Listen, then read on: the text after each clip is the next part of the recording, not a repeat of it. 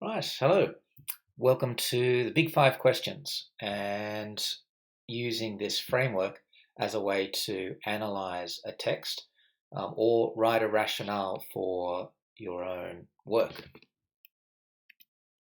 The Big Five Questions are who's the author, who's the audience, and also what's the purpose, or what is the author's purpose. What covers content, theme, or message, can be both, and context. How, T, is how is the tone and the mood established. How, S, is how is the structure constructed. And how, D, is how are the stylistic devices used. So first off, who is the intended audience?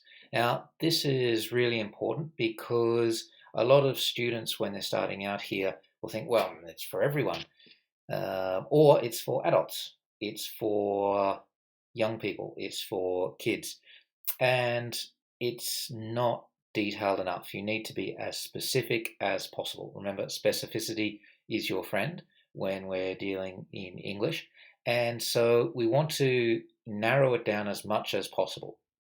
So, for example, be more specific than adults in America. You need to include other details such as the time period, could be the nationality, gender, political perspective, age, and not just adults or children, but are they young children? Are they teenagers? Are they young teenagers? Are they older teenagers? Are they early 20s? Are they young adults? Or are they middle-aged adults in their 40s and 50s? Are they retirees? It also includes what their interests could be. Are they sports people? Are they interested in the outdoors? Are they fans of coffee, for example? Are they tea drinkers? And so we can get down to that level of detail, of specificity for the audience, even though a text might be suitable for people who drink tea and coffee. Try to choose one, even though it could be for more people. The more specific you get with your choice of audience or with your identification of the audience, the more ability you have to make connections between the language choices and the structural choices of the text to who that audience is. And so being specific with your audience helps you later on in your analysis. We also want to know who the author is, so who created the text. And that's important because the context of the author might be essential for understanding the text. It isn't always, but for a lot of the literary works that we study in English, it is. Purpose, why did the writer create the text? And we can make connections to the purpose. And for purpose, there's basically three broad categories of purpose. There's persuade, entertain, and inform. Now, there's different flavors of each of these. And again, if you identify a different purpose, maybe, for example, well, the purpose of this text is to enlighten the audience, that's fine, but enlighten is a type of informing. And so if you get lost with the purpose, just come back to the default setting of persuade, entertain, or inform. Question 2 is the what, and we're identifying the literal meaning and what's literally there in the text. So what's the topic, the main themes in the text, the message of the text, and the context of the text. What's the background to this? That might be historical context. Was World War I happening and at the time the poem or the book was written? Was World War II happening, for example? Is this a period of colonization? That is important for this text. And so the context is often important, especially for literary texts. Next is how T, which is about the tone and the mood. It's easy to get tone and mood confused because they're very similar, but the main difference is that tone is about the writer. What's the writer's attitude? What does the writer think about the theme, about the content that they're writing about? What's their attitude towards those things? And of course, how do you know that? You'll always need a quote or a direct textual reference to support your answer. Now, mood, on the other hand, focuses on the reader or the audience. What is the reader feeling or thinking when they read or watch or listen to the text? So here are some examples of mood. And of course, how do you know? As always, your evidence is going to be quotes and direct references to the text. How S is structure. How is the text structured? How is it built? Now, for poetry, the form of poetry is going to be important. Is it haiku? Is it sonnet? Is it quatrains? What's in the beginning? What's in the middle? And what's the end? Does it have clear points? Is there a lot of sentence variety, or is there a dominant type of sentence in the text? Strong beginnings and endings are also part of here. Contrast ideas. And also, how does this support the purpose of the text, or the message of the text, or a theme of the text? This is the most important question, because when you're writing your analysis or your rationale for your own work, you'll need to be able to make a connection between your intention behind constructing your text and the choices you made to achieve that intention.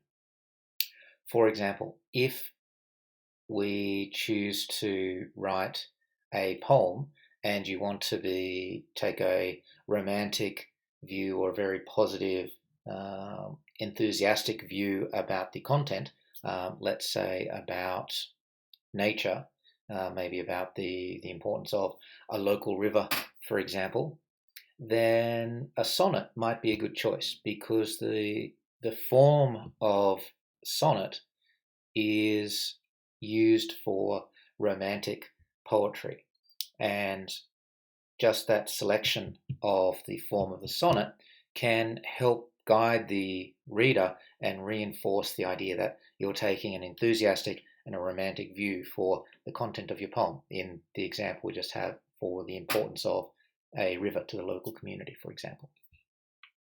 And so making this connection between how the structure supports the purpose of the text, or the message, or the theme, or the message, yes, is really important. Okay, next is stylistic devices. What language devices has the writer used, and how are they used? So this is a process of being able to see the language choices, the stylistic choices that the writer has made, or that you yourself have made, if this is a rationale, and explaining why you use them and what effect those choices have. And again, linking to the purpose, the message, or the theme, or tonal mood as well of the text. So for example, perhaps in your sonnet, you want to take a light-hearted approach to the importance of the river in your local community. You feel that taking a light-hearted, somewhat humorous approach is a good way to engage your audience. And so you decide to include some alliteration in your poem, because alliteration is a good way to build some humor and create a light-hearted mood. And so you could identify the alliteration that you used and why you used it to create humor, and the purpose of that humor supports the purpose of the text, supports the connection to the audience that you want to get across to. And so there you're making those connections, which is really essential if you want to do well with your analytical writing or your rationales. All right. So applying the big five, writing the essay or your rationale.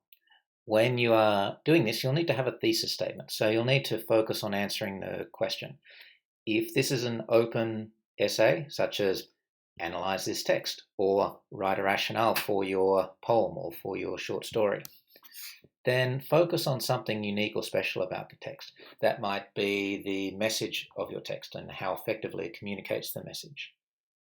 It might be that you identified a really important metaphor, and so this text is a great example of how metaphor is used to communicate ideas. And so you're identifying something essential about the text and using that as your thesis statement. Make sure you plan your work and have notes on the Big Five questions. Do you have to include everything from a Big Five analysis in your essay or your rationale? No, you don't. Choose the things that are most important. For example, oftentimes the tone or the mood is really important for a text. And so perhaps it's the mood that's really important for the text and the tone is not so important. And in that case, you don't have to worry about the tone. If it's not significant, leave it out. Focus on what's significant. Make sure you've got an introduction, body, and conclusion. Make sure you use the C method for paragraphing. Your paragraphing is still really important. C means statement, example, and explanation. Your statement is a topic sentence. Your example is a quote or a direct reference to the text. And your explanation is telling the examiner or your teacher why this quote supports the statement that you made or the topic sentence. You're proving the topic sentence with your explanation. And of course, use quotes and examples. Right, here's a cheat sheet for your Big Five analysis essay. So you can use this cheat sheet as a menu, if you will. So as I mentioned before, you don't have to pack all of the Big Five analysis into your essay or your rationale or whatever it is you're writing, or perhaps your speech or presentation that deconstructs a text. Use this as a menu, so choose the things that are most important for you. For example, as I mentioned before, that perhaps the mood of the text is really significant and the tone isn't, in which case you can just not worry about including the tone. For some text, the context actually isn't that important, and so maybe you leave the context out, or the context isn't the focus of what you're studying, and so leave the context out. All right, that is it on the Big Five analysis. Thank you.